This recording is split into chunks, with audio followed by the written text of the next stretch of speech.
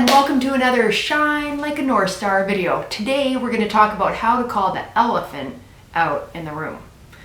So let's get started. What are some indications that there is an elephant in the room? We've been working on this particular topic for 2 weeks in my small group communication group, small group in communication on Facebook or LinkedIn. You're welcome to join either one of those. They're free. It's just nice to have a group of leaders and professionals just kind of chiming together. So I'd love to see your comments.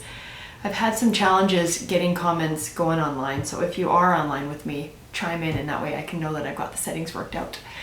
So how do you know that there's an elephant in the room? That's the first question. And from there we can talk about strategies to kind of mitigate, decide if you want to call out the elephant or if it's maybe not appropriate to call out the elephant. So obviously, there's that tension.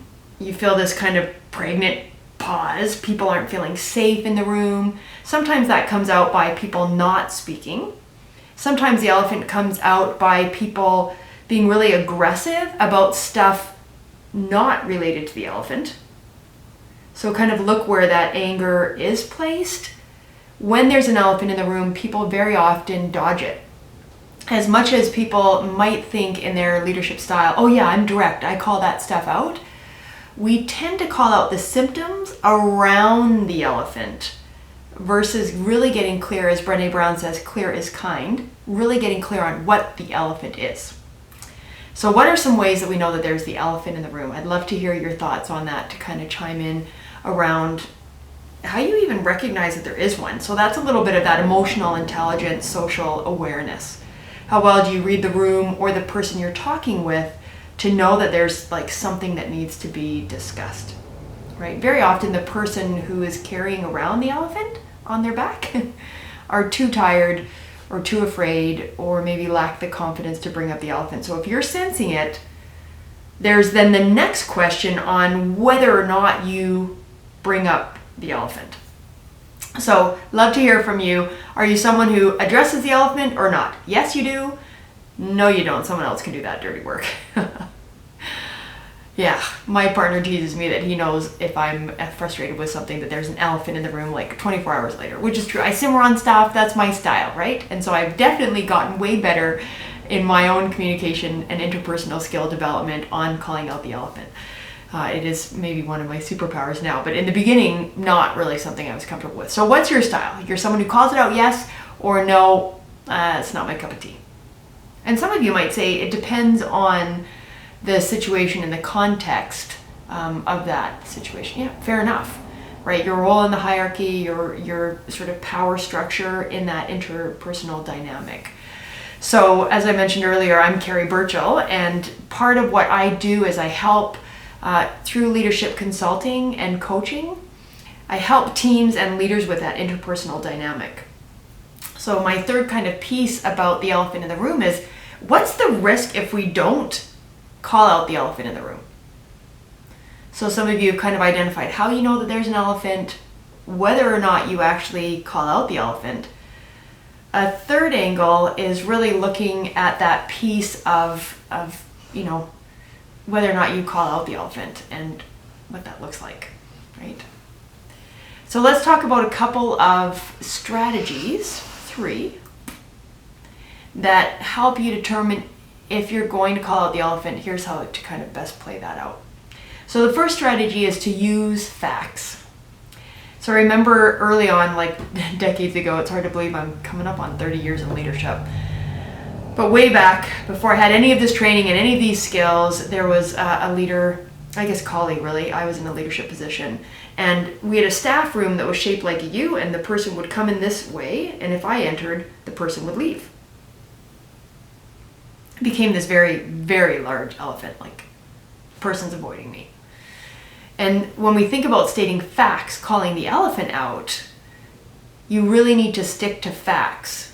So I remember once I entered when the person was making toast and she didn't hear me and didn't leave. So there she's making toast. I come in going, finally, like we can have a conversation. We're side by side. And I just very bluntly said, you're avoiding me. And she said, yes.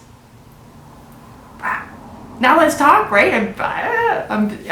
My social awareness, my emotional intelligence just wasn't what it is now. And it became a conversation. It started with me stating fact. You'll notice I did not say, I think that you're avoiding me. The moment we put in I think, it becomes opinion.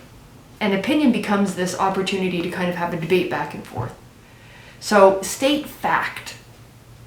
That's observable, fact-based, quote people, state time. So if I'm in a meeting, I might say, no one's saying anything. It's a fact, right? So you can warm the group up, get a sense of whether or not the group's even ready to kind of tackle this elephant by calling out some of the facts related to the elephant in the room. Depending on your context, you could state a fact around the elephant. Like I said, you're avoiding me. Now it's tricky when you have the I-you language. That can backfire on you. In this case, it started a conversation that was well overdue. Another example of elephants in the room, maybe you have a team dynamic where people are feeling like they're not working equally, right? We have a national shortage. People are coming to work, others are calling in. We're leveraging the COVID. Everybody's got it. I just want some time off while I wait for my test results. Right? So think about facts around that. Data is a really good driver when we think about facts. So saying, in the last month of our team of 10, 8 people called in. I'm not judging that you're walking the dog. I'm not judging that you're slacking. I'm saying a fact of 8 out of 10 people called in. And the domino of that call-in process is this litany of people having to work harder, cover each other, deal with grumpy clients, customers, patients, whatever your context is. So state facts. Data's a great one. I could have said, if I was a student back then, I've entered the staff room, 4 times, and each time you've left. It's a fact, right? So come in with fact. When you see the elephant happening, you can use behavior to call out the fact. You can use observation to call out the fact. It needs to be a fact. Avoid the I think. Sometimes we introduce a touchy-feely, this might be sensitive, I don't know how this is going to go, with the I think, because we think it softens it. It doesn't. It introduces opinion. Sets you up for the debate, the power struggle, the who you think, I don't think that, and it chases you down a rabbit hole that has nothing to do with the elephant. So really state fact. Tip number 1. Tip number 2 is this is going to be surprising, use the I feel statements once you identify what the elephant is and you kind of get into the meat of whatever's going on. So I said earlier, don't do the I, you, because it creates this. I am promoting the I feel angry, I feel frustrated, I feel concerned, I feel anxious. Those are feelings about you. It's not the I, you, it's I feel my feelings. So it doesn't create a conflict because it's self-centric. So let's say that the elephant in the room is our team isn't having each other's back. I feel concerned that there's not trust. I feel worried that we're not tag teaming well. Right? Those are feelings that are 100% yours to own and completely legit. The magic, I was covering this yesterday in a how to have a tough conversation workshop. The magic of the I feel statement is it starts the vulnerability dance. If I say I feel anxious, I feel concerned, I feel angry, I feel undermined, it gets the other person pulled in like, oh gosh, Carrie, I don't want you to feel angry, undermined, dismissed, whatever the words are, right? And sometimes you'll come across people that are like, that's your problem. Oh, it helps me know I should not bring up the elephant with you. You were not ready to deal with this. Good to know, right? Not everyone's ready to deal with the elephant. So the I feel statements are powerful because it helps you gauge whether or not people are willing to do the vulnerability dance. If we actually tackle the elephant, squish it, cut it up, get it out of the room, deflate it, it's going to involve both parties or all parties being vulnerable. So the I feel statement's very powerful. When you listen to reality TV shows, casual conversation, you're joining with a friend for dinner, they're talking about whatever work's happening, even your partner comes home tonight, kids from school, listen to how we say I feel, because 99% of the time we say I feel like it's not fair. I feel that this is confusing. I feel that she shouldn't have done that. I feel like you don't. Like and that and other filler words. You know, people often say, I think that, to just avoid the feeling thing altogether. What happens with the that and the like filler words is it takes it away from the feeling that I can own. My feelings are legit, I can own them. And it transitions it into opinion. I feel like blah, blah, blah, versus I'm worried because our trust isn't strong anymore on the team. I feel like our trust isn't strong on the team, opinion. I feel worried that our trust isn't strong on the team.